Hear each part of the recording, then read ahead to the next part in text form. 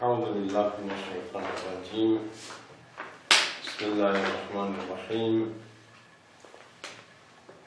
رب اشرح لي صدري ويسر لي أمري واحلل عقدة من لساني يفقهوا قولي. Aujourd'hui, on va parler à propos des invités.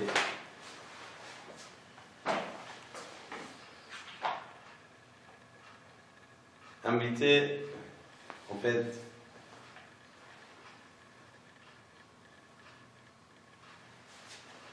il vient de quoi? D'un mot invité. Inviter quelqu'un, c'est-à-dire on appelle quelqu'un pour rester chez nous, ou bien manger chez nous, ou bien dormir chez nous. Mais normalement, on dit invité, c'est qui vient de toute façon sans invitation. Il rappelle, dit voilà mon ami, je viens te voir. On dit voilà, tu es le bienvenu. Alors, invité, c'est quelqu'un qui vient nous voir, vient rester quelques moments, quelques jours, quelques heures chez nous. Ou bien on dit convive.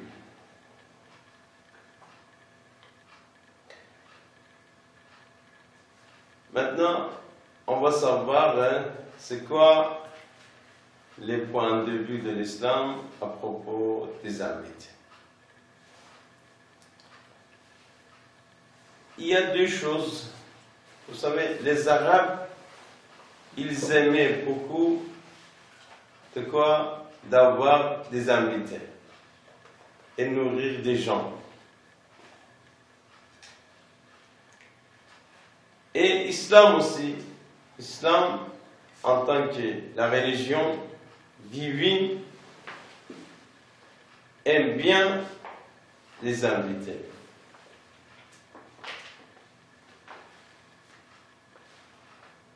Selon l'islam, on doit respecter et honorer les invités.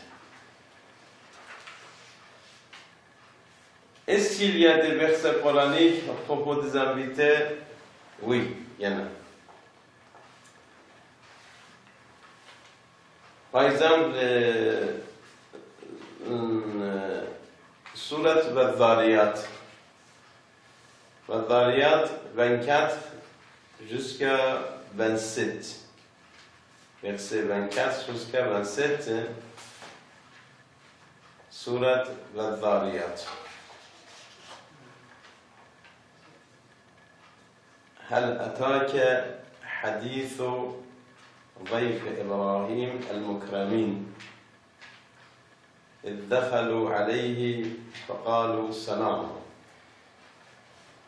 قال سلام قوم منكرون فراغ إلى أهله فجاء بعجل سمين فقربه إليهم قال ألا تأكلون.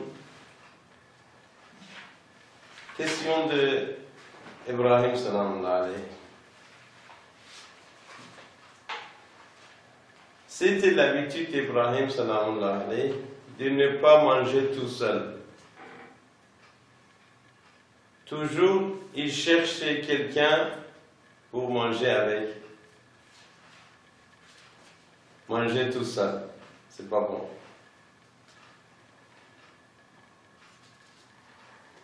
Alors, selon le Coran, il y avait deux invités inconnus. Ils ont venu comme ça chez Ibrahim salam.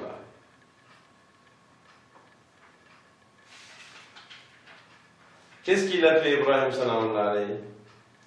Il a coupé un mouton? Non. Il a coupé, ou bien il a égorgé. Voilà. Un petit bœuf ou bien un bœuf qui était, comment on dit ça, assez grand. Pour deux personnes, vous voyez? Pour deux personnes, il a coupé un peu. Et deuxième verset, verset 67 jusqu'à 69, dans la sourate Hijr.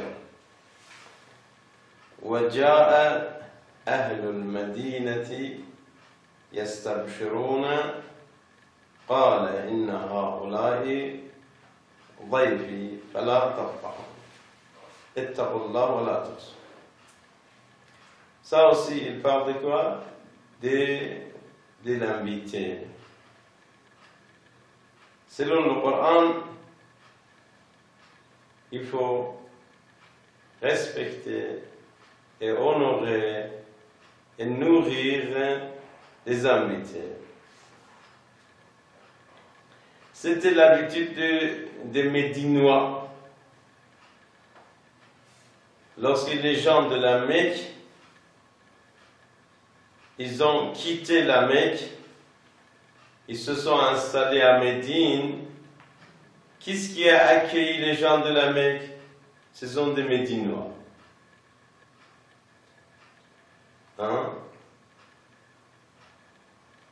Et parfois, on accueille quelqu'un chez nous, chez soi, mais on n'est pas content.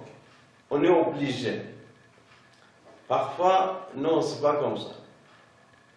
On reçoit quelqu'un chez nous, on rend service avec plaisir. C'est ça qui est très important.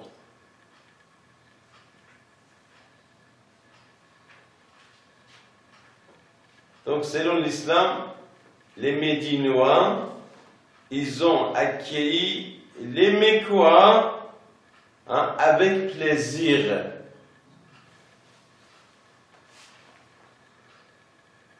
C'est un plaisir pour eux d'accueillir les gens de la Mecque. Mais comme je vous ai dit, ils ont partagé la maison, les fortunes, la richesse. Tout ce qu'ils avaient, ils ont partagé avec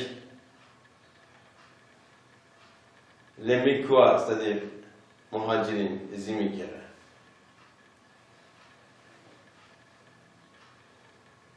Alors,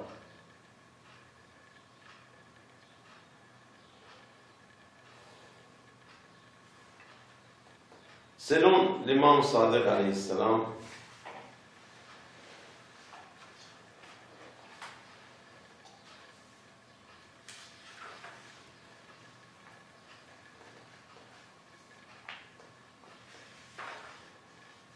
Rasulullah sallallahu alayhi wa sallam l'a dit, qui croit en Dieu et au jour de la résurrection, il doit honorer son invité. Qui croit en Dieu et au jour de la résurrection, il doit honorer son invité. Imam Ali alayhi salam a dit: honore ton invité, même s'il est petit. Honore ton invité, même s'il est petit.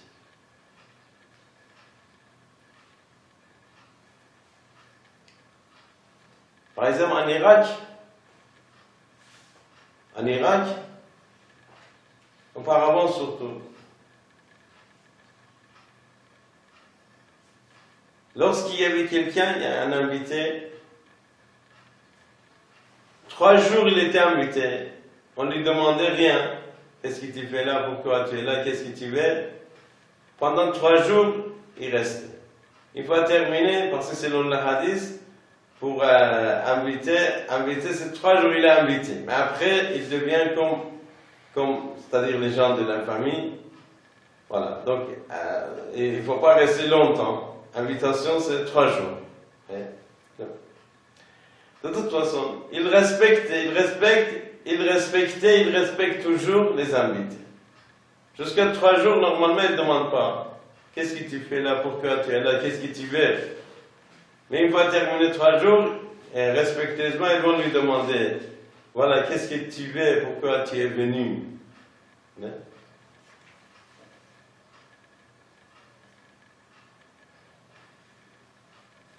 Parmi les Irakiens, il y a une habitude.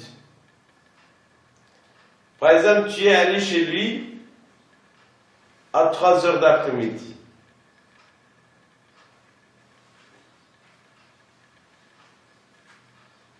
Hein?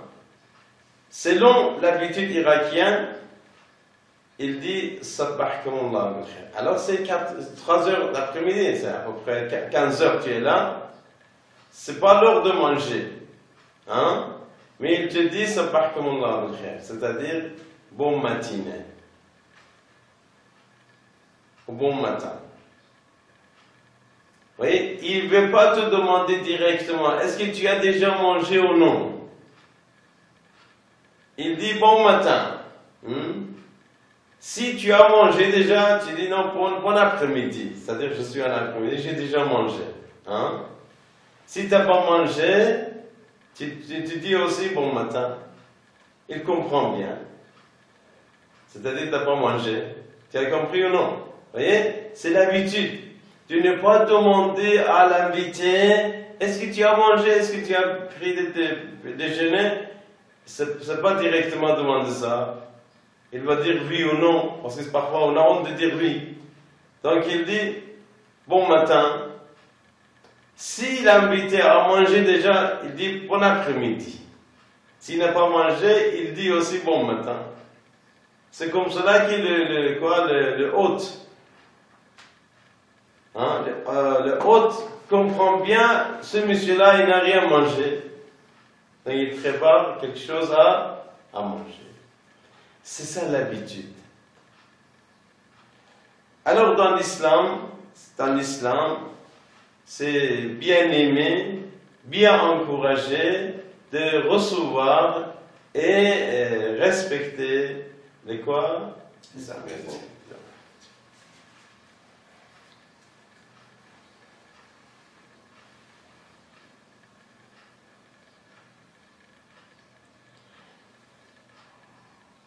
Ya Ali, c'est la parole de la Rasulullah avec Imam Ali. Ya Ali, akrim al-dayfa walau kana kafira.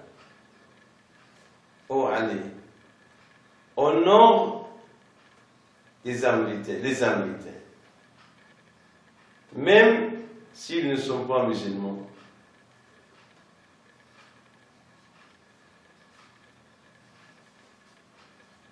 Honore les invités. Il ne faut pas dire non, ils sont des chrétiens. On ne doit pas respecter, on doit pas honorer. Parce qu'il y a des invités chez toi. Voilà. Akram al-Dayfa, honore les invités. Walau kana kafira. Même s'ils sont quoi? S'ils sont non musulmans.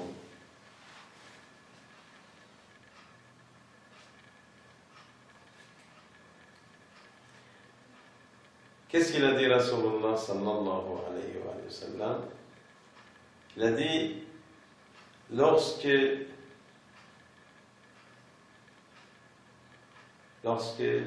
quand quelqu'un rentre dans une ville, il est invité de sa communauté jusqu'à ce qu'il quitte la ville.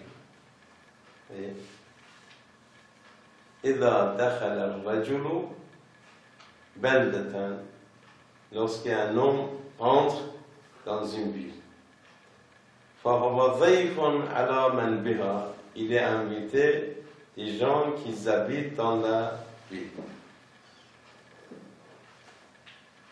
أهل من دينه, c'est-à-dire sa communauté, c'est pas là. حتى يرحل عنه, jusqu'à ce qu'il parte. Donc, c'est ça la culture islamique, le coutume islamique, l'habitude et l'attitude islamique.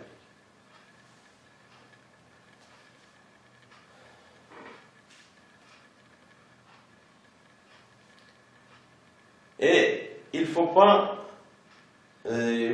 forcer les invités à travailler.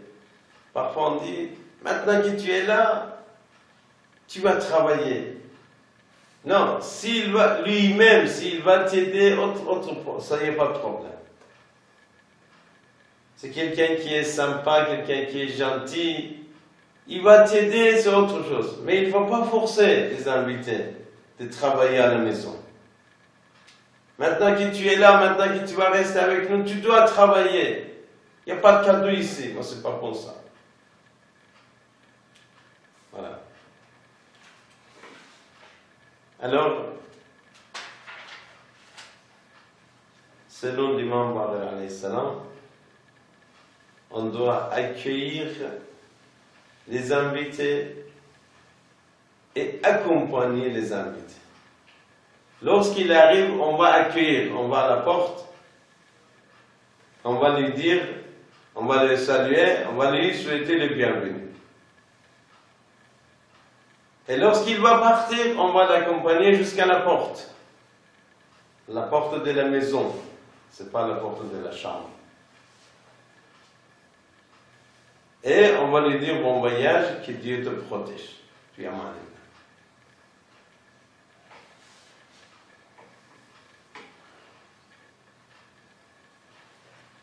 Et parmi les Arabes, c'est l'habitude parfois.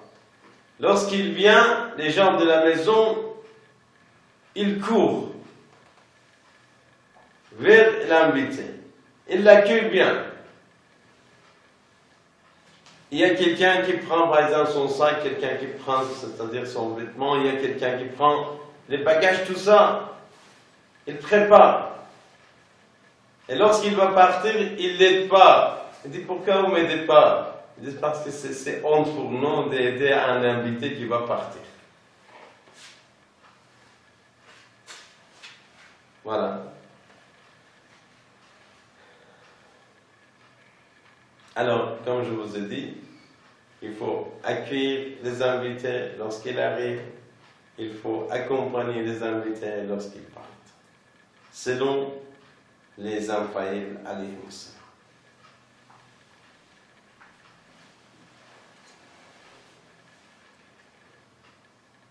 Vous savez, dans l'islam, c'est bien recommandé de faire le ramadan, jeûner. Jeûner volontairement. Et chaque semaine, par exemple, lundi et jeudi. C'est très recommandé. Mais c'est pas recommandé, c'est pas conseillé lorsque on a des invités chez soi. Nous avons des invités, après on fait Ramadan. C'est pas Ramadan, Ramadan on doit faire. Mais à l'extérieur, ailleurs, c'est-à-dire. Nous sommes au mois de Hajjah, il y a des invités chez nous, mais on peut faire Ramadan volontairement. Selon l'islam, c'est pas bon de faire ça. Il faut pas faire Ramadan, il faut accompagner les invités. Il faut manger avec eux.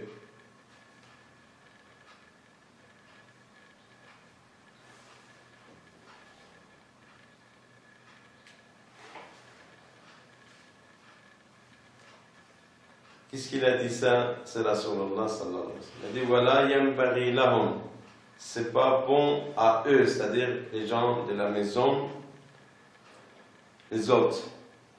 An yasumu, de faire Ramadan. Illa bi'idhni dhayfihim, sans autorisation avec leur invité. Il faut lui demander, monsieur, ça ne vous dérange pas si je fais Ramadan? Il a dit non, ça ne me dérange pas, c'est pas grave, tu peux faire. Voilà. Parce que lorsqu'on ne mange pas, même nos invités ne vont pas manger. Ils auront honte.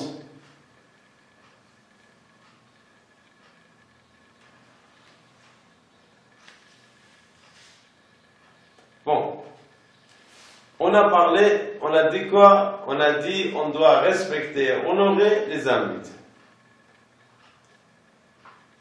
Et il y a deux sortes d'invités, deux genres des invités. Parfois, il vient soi-même, il vient frapper la porte, on ouvre la porte, on voit c'est notre frère par exemple, c'est notre ami, c'est notre par exemple. Là, on doit lui donner tout ce qu'il y a à la maison. Mais lorsqu'on invite quelqu'un, là, on doit préparer vraiment. Vous voyez, selon l'islam, parfois il y a quelqu'un qui frappe la porte. Il téléphone. J'ai Yahya, je viens chez toi. Il dit bon, ok. Il vient tout de suite, il frappe la porte, il entre. C'est l'heure de manger. On te prépare tout ce qu'il y a à la maison. Mais parfois non, monsieur Yahya, il a invité tout le monde. Il a Yahya qui parle à tout le monde chez lui. Hein? Donc, après, il ne peut pas dire non, tout ce qu'il y a dans la maison, on va manger. Non, tu es invité, tu vas préparer quelque chose à manger.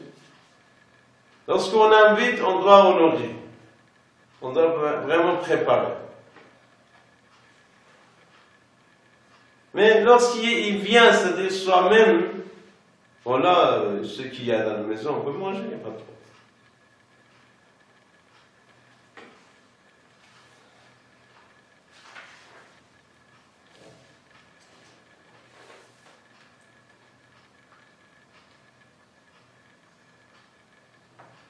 Et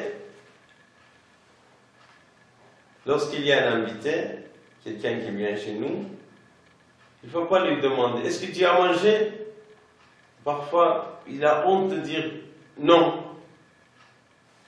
Mais tu amènes quelque chose. Tu as dit, voilà, mon frère, excuse-moi, chez moi, il y avait du pain, il y avait du beurre, il y avait comment on dit ça, un petit peu, voilà, tout ce qu'il y avait, j'ai amené, excuse-moi. Tu l'amènes. Il ne faut pas lui demander, monsieur, tu as mangé? Est-ce que tu as déjà dîné? Il va dire oui, non, normalement. Il va pas tout arranger. Mais il ne faut pas lui demander, tu amènes quelque chose. Tu as amené du thé, du fromage, du pain, bon. Ben voilà, mon frère, prends quelque chose. Vous voyez?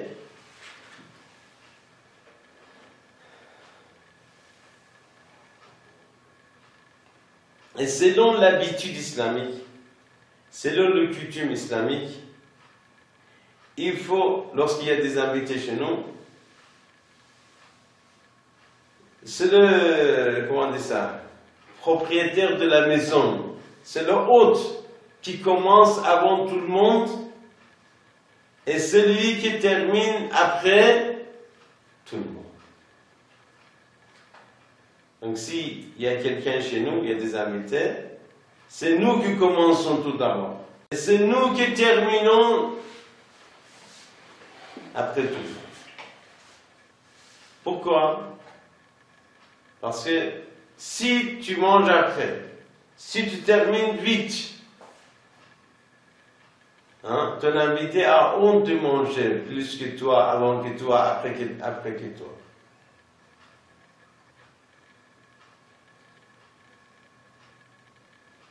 Alors, donc selon la tradition islamique, c'est le hôte qui doit commencer avant tous et c'est lui qui va terminer après tous.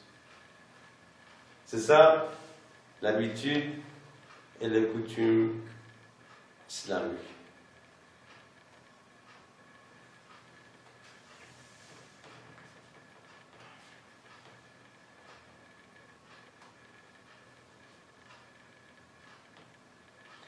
C'était l'habitude de Rasulullah sallallahu alayhi wa sallam. Il faisait toujours comme ça.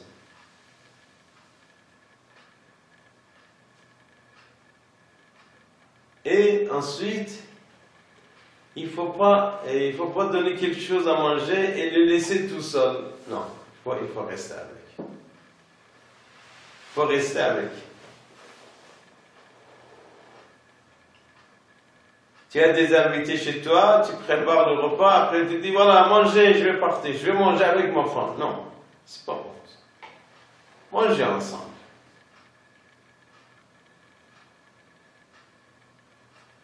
S'il est quelqu'un de la famille, il peut entrer chez vous, c'est-à-dire dans la vie privée, bon, vous allez manger ensemble, s'il est mon frère par exemple, oncle, tante, ça il faut manger, on peut manger ensemble. Sinon, s'il ne peut pas entrer dans la vie privée, donc dans ce cas-là, vous mangez, mais vous mangez ensemble. Il ne faut pas laisser les invités de manger tout seuls. C'est l'habitude islamique. C'est l'habitude islamique. Donc, en bref, selon l'islam, on doit honorer les invités, on doit nourrir les invités, on doit manger avec eux et ne pas refuser quoi? Les invités. Assalamu alaikum wa rahmatullahi wa barakatuh.